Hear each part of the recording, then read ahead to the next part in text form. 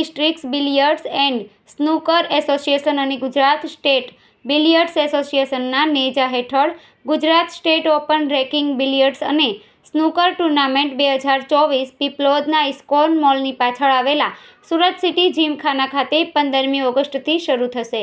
Surat city gymkhana પ્રમુખ અરવિંદ ઈમાનદાર અને secretary Kishan Mehra, tournament coordinator અને એસડીબીએસના પ્રમુખ વિરાજ ઠક્કર, એસડીબીએસના ઉપપ્રમુખ યોગેશ ઠક્કર, એસડીબીએસના સેક્રેટરી સરીન ચેવલી, એસડીબીએસના ટ્રેઝરર નીલ દેસાઈ, એસડીબીએસના જોઈન્ટ સેક્રેટરી વિશુલ દેસાઈ, એસડીબીએસના લાઇઝનિંગ હિમાંશુ પટેલ, એસડીબીએસના કોચ તુષાર સહાય, એસડીબીએસના માર્કર જયેશ ઉમરીગરે ટુર્નામેન્ટના આયોજન અંગે માહિતી આપતા જણાવ્યું હતું કે ટુર્નામેન્ટમાં નવસારી, બારડોલી, વ્યારા, વાપી, દમણ, વલસાડ, વાસંદા, અંકલેશ્વર, ભરૂચ, કોસંબા, ઓલપાડ, ચીખલી અને ધરમપુરના સ્પર્ધકો સહિત દક્ષિણ ગુજરાતના 150થી વધુ ખેલાડીઓ ભાગ લેશે.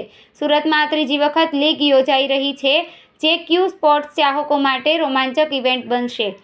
ટુર્નામેન્ટ વિશે જણાવતા એસડીબીએસના પ્રમુખ અને ટુર્નામેન્ટ કોઓર્ડિનેટર વિરાજ ઠક્કરે આ ઇવેન્ટને સુરત પરત લાવવા બદલ ગર્વ વ્યક્ત કર્યો હતો.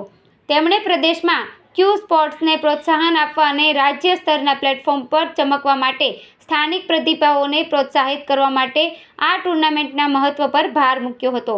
આ ટુર્નામેન્ટમાં વિજય ઠક્કર દ્વારા લખાયેલ the world of cue sports from history to mastery નામના નવા પુસ્તકનું વિમોચન પણ કરવામાં આવ્યું હતું.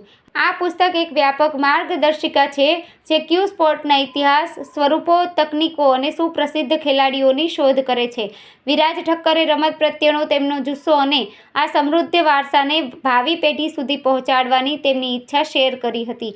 વિરાજ ઠક્કરે તન્વી ઠક્કરનો તેમના વિચારોનો જીવનમાં લાવવામાં મદદ કરવા બદલ તેમનો હૃદયપૂર્વક આભાર વ્યક્ત કર્યો અને તેમના માતા-પિતાને તેમના અતૂટ સમર્થન માટે ઊંડો આભાર વ્યક્ત કર્યો હતો.